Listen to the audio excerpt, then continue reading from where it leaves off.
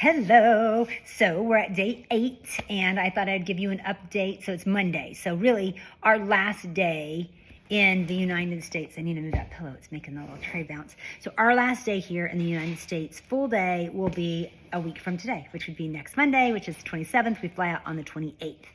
Couple of things that have been on my mind are finalizing the packing, what's going to go in the 8 suitcases we're taking, what's going to go in the 2 suitcases that are being shipped.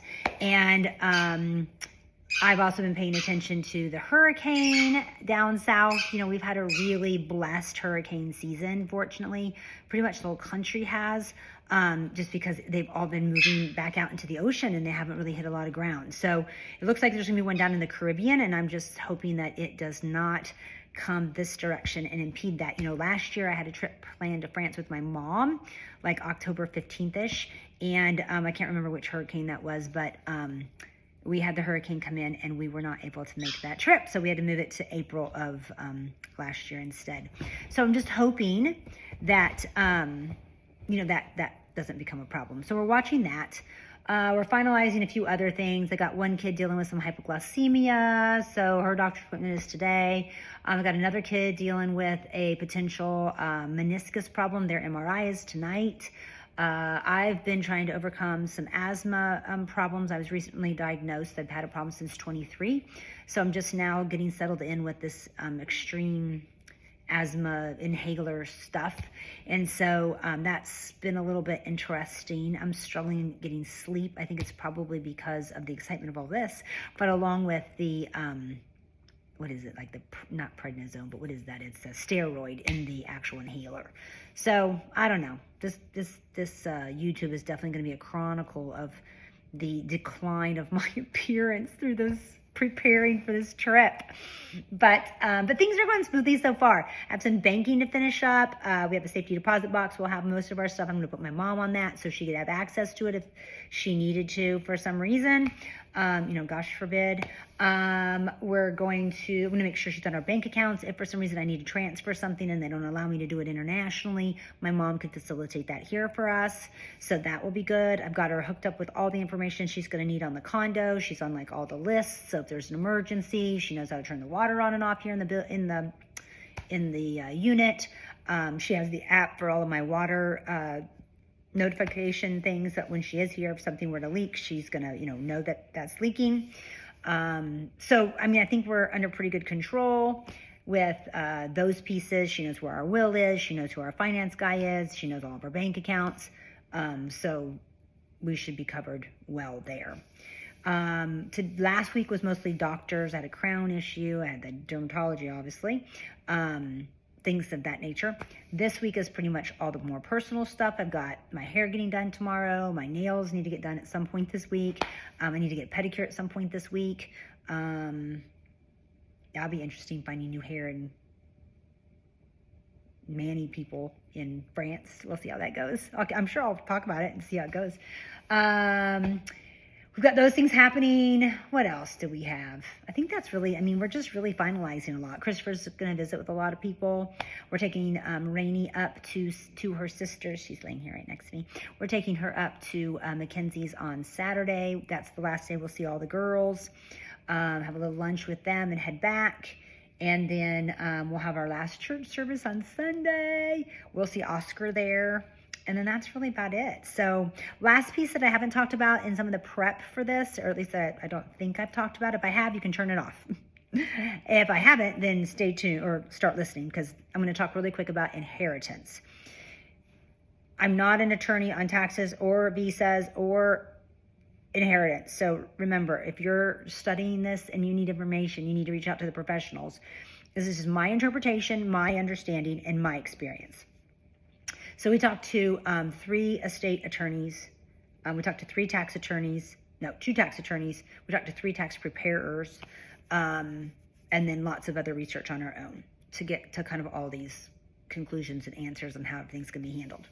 So in France, if you die and you are a resident of France, not a citizen, a resident, you can also be a citizen, but a resident, not a citizen, but even just a resident, which really, once you're there about half of the year, you're going to be considered a resident, most likely, because you're going to meet these little criteria that they have we've already gone through those criteria. We're going to meet at least one of them because we're spending most of our time in France, right? So with that, even if I was traveling a bunch, it doesn't really make a difference because I'm going to have an apartment in France. Now, I don't own an apartment in France, so that's a plus. I am going to be renting. So if you are a resident in France, when you die, there are certain rules and regulations on how your estate will be divided. There's not a lot of say that you have and how that's going to happen. So you can't just own a kid, or you can't, give one more than the other. Or give it all to your spouse even, if you have children.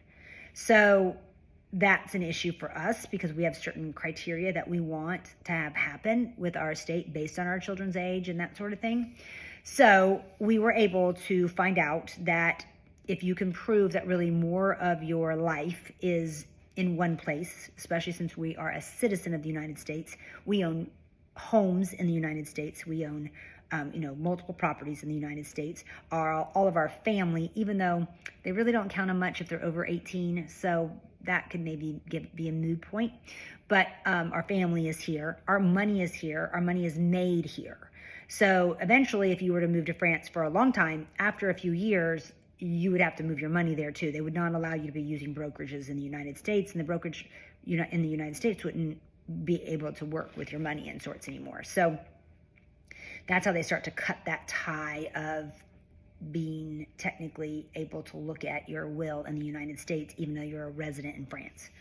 So we qualify most likely by all of the criteria that they have to have our will in the United States be the instrument of where our money goes if we were to die in France as a resident of France.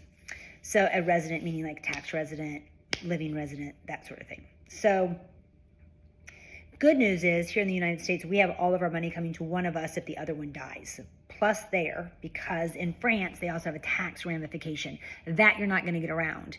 If you are a resident in France and you die in France, you are subject to French taxes, inheritance tax. That's different than income tax, but French inheritance tax is going to be French, period. You're not going to have a way around it. So with that said, the plus is in the United States, if we can give a spouse everything, right? Which is what our plan is. When that happens, in France, spouses do not pay inheritance tax, so we are good. It's financially, it won't make a difference. Well, everything will be handled in the United States at that point. Perfect. The only time it's going to get a little cattywampus is, gosh forbid, both of us were to die, especially if it's after, say, May of 26, because then we really have established our residency there in the eyes of the French government.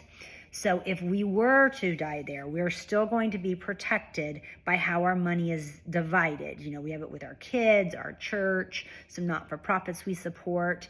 All of that's still going to happen because we're citizens of the U.S. and we've done the check boxes that I just told you about.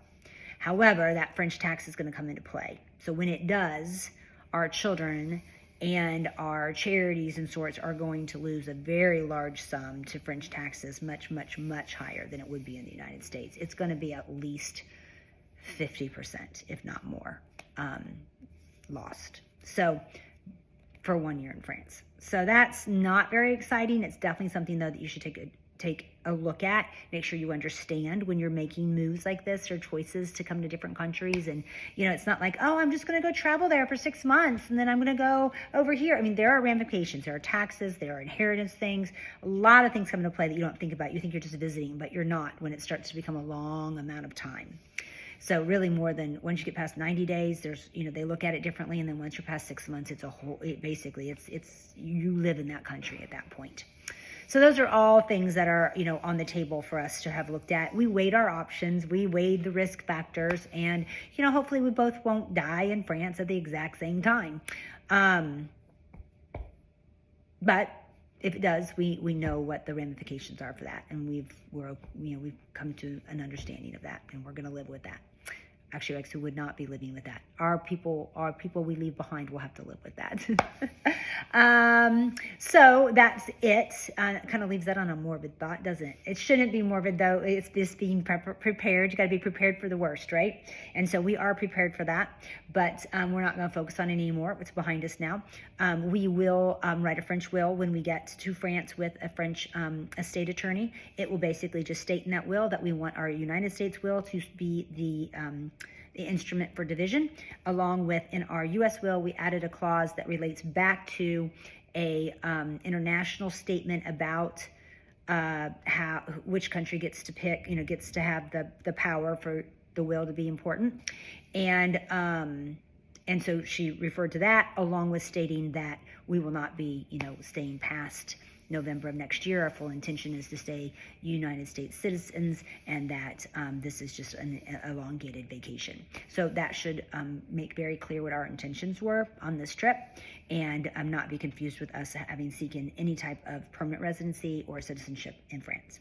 So just keep those in mind as you're making decisions and traveling throughout the country, and deciding, for some of you that want to stay forever in a foreign country, what that might look like for yourself and for the people that you might leave in the next generation, leave behind, what that might look like for them, and just don't be caught off guard. So keep that in mind as you're making your next choices, and we will continue to finish packing. I'm working on my air tags today and getting those in all of our bags, and I'll give you an update in a couple more days, kind of where we're at with the last few days as we wrap up, and it's an exciting time.